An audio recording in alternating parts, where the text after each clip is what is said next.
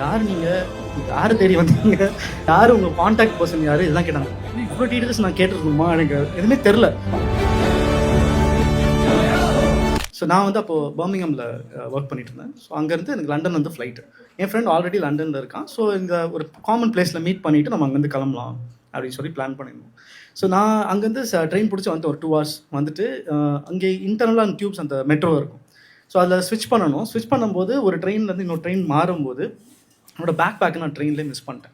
எனக்கு என்ன பண்ணுறதே தெரியல. அவர்கிட்ட போய் இதை எப்படி சொல்கிறது, இவ்வளோ கேர்லெஸ்ஸான ஒரு மிஸ்டேக் பண்ணியிருக்கோன்னு சொல்லிட்டு நான் சொல்கிறேன், இந்த மாதிரி சார் என்னோடய பாஸ்போர்ட் வந்து பேக்கில் தொலைச்சினோடனே அவர் பயங்கரமாக ஷாக் ஆகிட்டு என்னது அப்படின்னு ஏதோ எனக்கு ரொம்ப தெரிஞ்ச ஒரு மாதிரி என்னை திட்ட ஆரம்பிச்சிட்டாரு.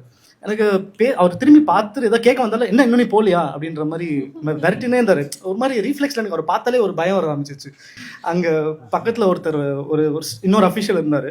அவர் பார்த்த உடனே என்னன்னு தெரில, this person will help me அப்படின்ற மாதிரி ஒரு இன்ஸ்டிங் ஹாய் அப்படின்னு சொன்னால் உடனே அவர் அங்கே வந்து பார்த்துட்டு 2 minutes அப்படின்னாரு. நான் ஆல்ரெடி சொல்லி வச்ச மாதிரி 2 minutesன்றாரு, எனக்கு புரியலன்னு சொல்லிட்டு நானும் வெயிட் பண்ணேன். ஒரு 5 நிமிஷம் கழிச்சு தான் வந்தார். அங்கே இருக்கவங்களாம் அட்ரஸ் பண்ணிவிட்டு வந்தார்.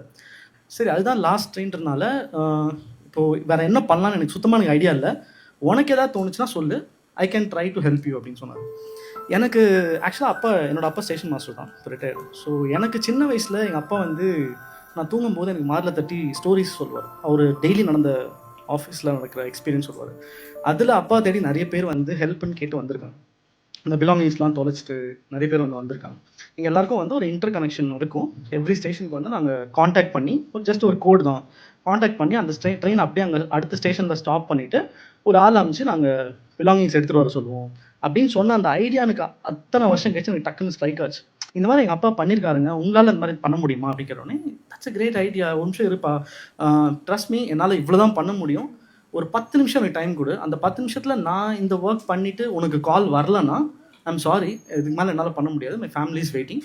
அப்போ எனக்கு மைண்டில் என்ன வந்துச்சுன்னா, இப்போ பாஸ்போர்ட் கிடைக்கலன்னா நான் என்னோட ட்ரீம் டெஸ்டினேஷன் யூரோப் போக முடியாதுன்றதுக்காக வருத்தப்படுறதா, டே நீ இந்தியாவுக்கே திரும்பி போக முடியாதுக்காக வருத்தப்படுறதான்னு எனக்கு தெரியல. பொறுமையாக போய் வெயிட் பண்ணி ஒரு டாக்ஸியில் ஏறினேன். அப்புறம் வந்து அவரும் ஜாலியாக பேசிட்டு வர்றாரு, brother you seem to be very nice and polite. இப்போ அதெல்லாம் ரொம்ப இம்பார்ட்டன்ட் இல்லைங்க, எனக்கு பாஸ்போர்ட் கிடைச்சா போதும் அப்படின்னு. I understand. காரில் ஏறின ஒரு 10வது நிமிஷம் தான் அந்த மாஸ்டருக்கு வந்து கால் வந்துச்சு. அந்த கால் பார்த்த உடனே ஃபோன் அப்படியே ஜம்ப் ஆகுது. அப்படியே எடுத்து கால் அட்டன் பண்ணுறேன். அது மாதிரி உங்களோட பேக் வந்து நாங்கள் எடுத்துட்டோம், நெக்ஸ்ட் வாட்டர்லூ ஸ்டேஷனில் இருக்குது, நீங்கள் போய் பிக் பண்ணிக்கோங்க அப்படின்னு சொல்லிட்டாரு. எனக்கு அப்போ தான் மூச்சே வந்துச்சு. அவருக்கு வந்து தேங்க்யூ ஒரு 50 தடவை சொல்லிட்டு போய் பார்க்குறேன். அது பயங்கர பெரிய ஸ்டேஷனாக இருக்குது. அங்கே எது என்ட்ரன்ஸ் எது எக்ஸிட்னே எனக்கு தெரில. அங்கே ஸ்டேஷனோட பேக் என்ட்ரன்ஸ் ஒன்று இருக்குங்க.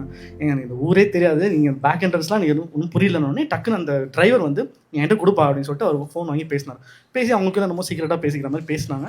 பேசிட்டு கால் கட் பண்ணிட்டு அந்த டிரைவர் பெருமையாக சொல்லிட்டு இருக்காரு, ஒரு சில பேருக்கு தான் இந்த என்ட்ரன்ஸ் தெரியும், அதில் நானும் ஒரு அது இந்த டிரைவருக்கு உண்டான பெருமை, எனக்கு மட்டும் தான் அந்த ரூட் தெரியும் அப்படின்னு சொல்லுங்க. அதுதான் சூப்பர் பயங்கரம் அப்படின்னு சொல்லிட்டு அது அவர் இதான்ப்பா அந்த என்ட்ரன்ஸ் பேக் என்ட்ரன்ஸ் இதுதான் அப்படின்னு சொல்லிட்டாரு. நானும் சுற்றி பார்க்குறேன், அப்படியே ஃபுல்லாக ரொம்ப டார்ஜியாக இருக்கும் அந்த லொக்கேஷனே. லிஃப்ட்டெல்லாம் இங்கே நம்ம இந்த லிஃப்ட் இருக்குது பார்த்தீங்கன்னா, அந்த மாதிரி கம்பியில் ஒரு சின்ன லிஃப்ட் பார்த்தேன். அது வழியாக அந்த சைடு ஆப்போசிட் சைடில் ஒருத்தர் என்னோட பேக் தூக்கிட்டு வர மாதிரி பார்த்தேன். எல்லாம் பேக்கும் பிளாக் கலர் தான் இருக்கும் மோஸ்ட்லி. ஆனால் அது எந்த தான் இருக்கும்னு நானே ஒரு அசம்ஷனில் அங்கேருந்து பார்த்த உடனே சார் அப்படின்னு கை காமிச்சு வரேன். சார் நான் தான் என்னோட தான் ஒரு நிமிஷம் ரிலாக்ஸ், நீங்கள் ஃபஸ்ட்டு பேக் ஓப்பன் பண்ணி நீங்கள் பாஸ்போர்ட் எடுங்க. எடுத்தோடனே என்னோட பாஸ்போர்ட் தான் பாருங்கள், நான் ஐடி கார்டு எல்லாம் காமிச்சிட்டேன். காமிச்ச உடனே அப்படியே அந்த என்ன சொல்லுவாங்க, அந்த பசியில் இருக்கும் பிரியாணி பொட்டில் பார்க்கணும் அந்த மாதிரி கொடுங்க எழுத இருப்பா ப்ரொசீஜர்னு ஒன்று இருக்குது அந்த மாதிரி ரொம்ப இதாக பார்த்துட்டு இருக்கேன். அப்புறமா எடுத்த உடனே ரொம்ப தேங்க்ஸ் சார், நான் ஃப்ளைட்டு டைம் ஆச்சு கிளம்புறேன், ஒரு நிமிஷம் இருப்பா, நீ வந்து எத்தனை மணிக்கு கரெக்டாக நீ பாஸ்போர்ட் தொலைச்சிருப்பேன்னு ஐடியா இருக்காண்ணா? ஒரு 11:45 இருக்குங்க. இப்போ டைம் என்ன ஆகுது அப்படின்னா 2:45 ஆகிடுச்சு. நான் ஃப்ராங்காக சொல்கிறேன், நான் என்னோடய சர்வீஸில் இத்தனை வருஷமாக 35 இயர்ஸாக நான் நிறைய பீப்புள் வந்து பாஸ்போர்ட் தொலைச்சிலாம் பார்த்துருக்கேன். அவங்களோட லைஃப்லாம் எவ்வளோ டெரிபிளாக மாறி இருக்குன்றது எனக்கு தெரியும். You are the very first person அந்த 3 hours அதுவும் ஒரு ஃபாரின் கண்ட்ரியில் உன்னோட பாஸ்போர்ட்டை தொலைச்சிட்டு அதுவும் இந்த மாதிரி ஒரு பிஸி சிட்டியில் கிடச்சி உனக்கு திரும்பி வந்திருக்குன்னா அப்போ ஒரு சென்டென்ஸ் சொன்னாருங்க, some deeds must have paid you. எனக்கு அது டக்குன்னு எங்கள் அப்பா அப்போ தான் வந்துச்சு. ஸோ அதுக்கான ஃபுல் அர்த்தம் எனக்கு அப்போ தான் புரிஞ்சது. ஸோ லிட்டலாக எனக்கு வந்து என் பக்கத்தில் எங்கள் அப்பா கட்டி பிடிக்கணும் போது எனக்கு ஒரு ஃபீலிங் இருந்துச்சு.